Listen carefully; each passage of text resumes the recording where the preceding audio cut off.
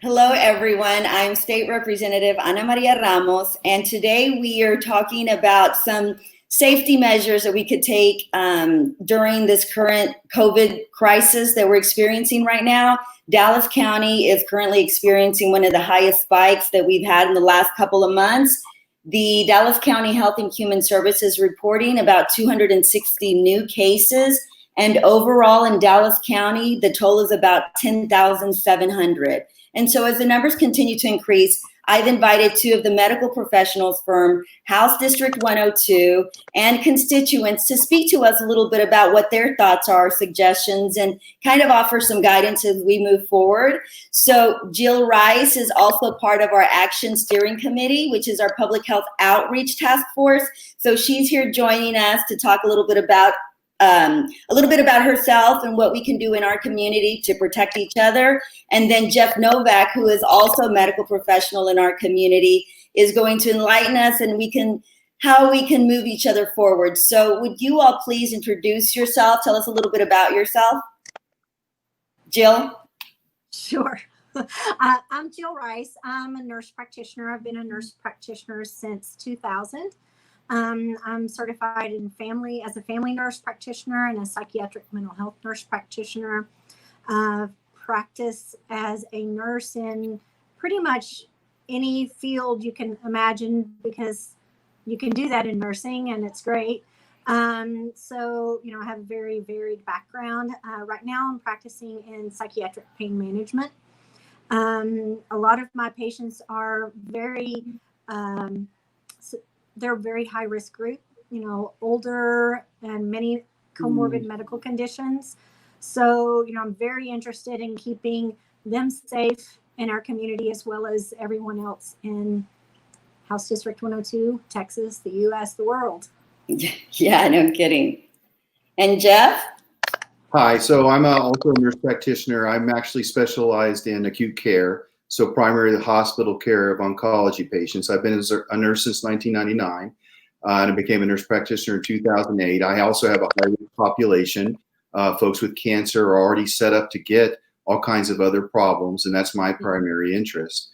So I'm also very interested in this topic. Wonderful. Well, one of the things I just mentioned, the high reporting numbers here in Dallas County, and what information can we take away from the current numbers we're seeing in Dallas County and the continued increase? Well, for me, I think it just says we need to still be very vigilant.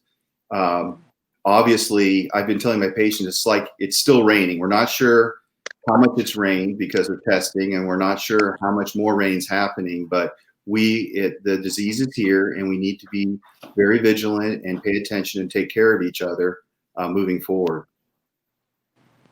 Well, I see the same thing. And, also I just see that as individuals, we need to take personal responsibility for protecting ourselves and others, and to do what we can to slow the spread. Well, and with the recent lift, I guess, of the shutdown, are you all hearing any concerns from your patients, or as they're going out in terms of like disinfecting their groceries? What are some of their biggest concerns as they're going out navigating the community now that the shutdown has been lifted? So many of my patients are elderly, so they're already at high risk even without having to fight cancer. So they're very concerned, and quite frankly, many are not venturing out. But those that do, I tell them, it's common sense. Try to stay away from people. The 6 foot distancing is a good standard to live by. We wash our hands. We wear a mask. As far as eating goes, I try to keep it simple. I say, hey, you've got to wash your hands. Mom told you to wash your hands before you eat. You better still do it, and you better wash your food before you eat. Now, consider your food like your hands, and keep everything as clean as you can. You don't have to go crazy, but let's keep it clean, and let's try to stay away as it's reasonable from each other as we can, but there's still important things to do. Yeah.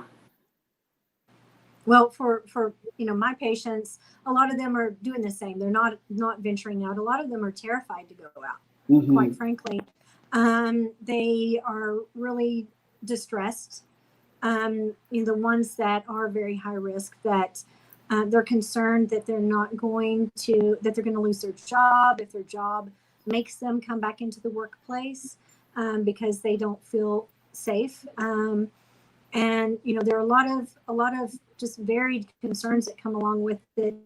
A lot of them share a lot of concerns they have because places that they go, other people aren't wearing masks, and they're not following safe distancing practices, even though that's what everyone is told.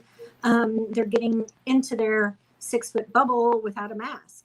And, so they're just leaving the grocery cart and running out. I'm hearing a lot of that, and they're just scared. What do you tell them? Because it's funny, and I'm glad that you bring that up, because I was really scared too the first couple of days where we had to go to Costco or whatever. And I told I felt like I was going through some type of PTSD or something. I wanted to get out of there as fast as I could. And I realized I was having a very unhealthy, unsettling situation, but it's almost like I felt like there was going to be a bomb any second now. And it was so strange. And so I had to walk myself off the cliff, I guess. What are you all telling? How are you advising your patients because we can't stay secluded forever and it feels safe and I never want to leave my house again, but I know I can't do that. So what are some tips that you can give us to navigate this and to kind of calm ourselves down and just go through this, in addition to practicing those safety precautions like washing your hands and wearing your mask, because other people aren't. And then it makes me nervous that they're not, and then they're putting others at risk, and then your mind is running. So what are some tips that you all can give us to help prevent us and help strengthen us to continue to be out? Well, I think that, I'm sorry, Jeff. I was just going to say, first of all, have a plan.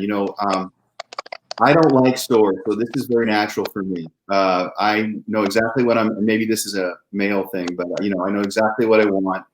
I have a plan. I'm going to go in and get out. Now that was pre-COVID, so I think it's been heightened.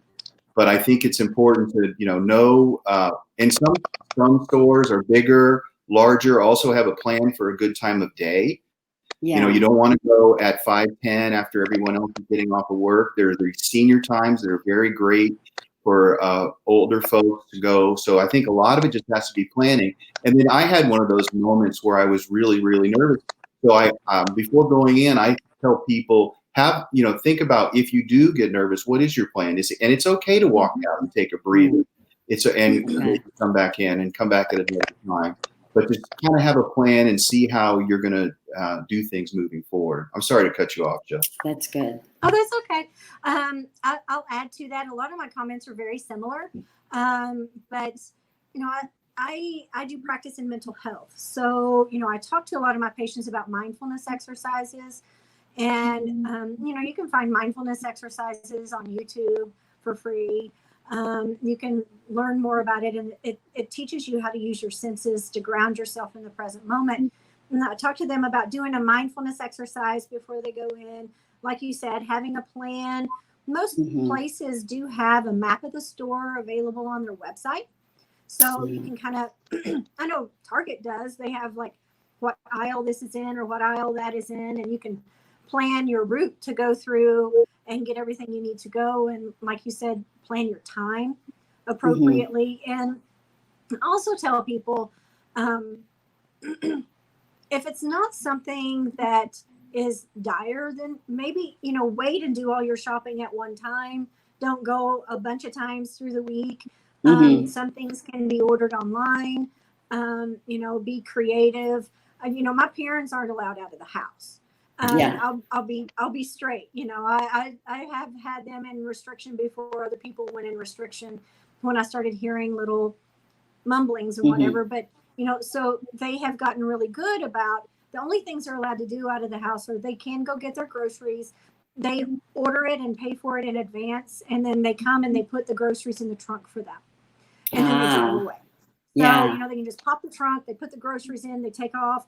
And then, I talk to them about how to safely, clean your food and how, what to do when you get your groceries home. And, you can look on the CDC website. They have really good recommendations on what products to use and how to use it, how to safely do it. But basically, what I typically do, will use the disinfectant wipes on the packages. The things that are shelf stable, I typically will let them sit for 2 or 3 days. I have a place in my garage where I can just set my packages down, let them stay for 2 or 3 days to give the virus some time to die off. And the things that have to be disinfected right away, I either wash them in the sink with soap and water, if it's something that, is really not okay to use bleach on. Or you can use alcohol wipes. You can use, they have the big rolls of alcohol wipes as well as the disinfectant bleach-based wipes. And I recommend that they do that. And so, basically, the more times people get out and do these things, the more comfortable they will be. But like you said, it's okay to turn around and walk out.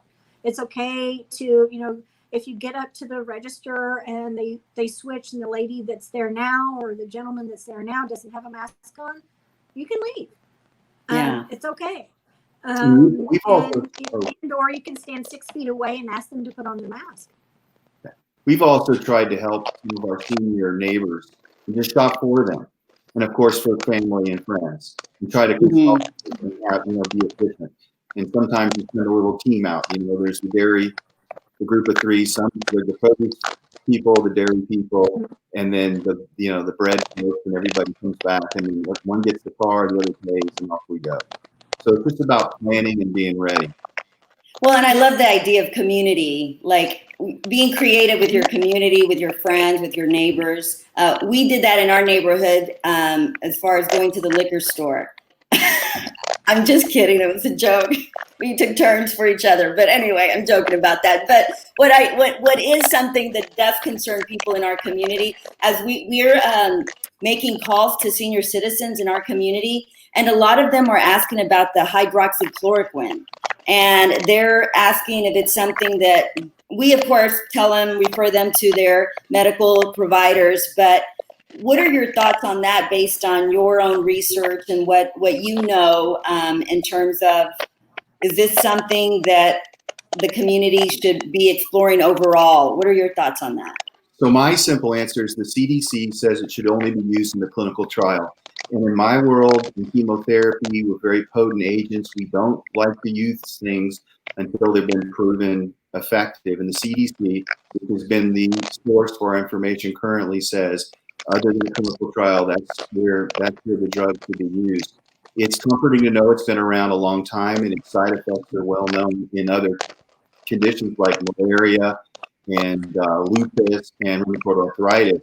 But we've only known about COVID now, or for about, since March, really, the bulk of us. So this is completely different than a new scenario. And so for us, we're going to wait and let the data show itself. Well, I have a very, very similar view. I'm an old chemo nurse before I became a nurse practitioner. So, I have a lot of similar views, probably because of my training. And the research that I have looked into is the original research trial out of France only had 36 patients. Oh, wow. So very small trial.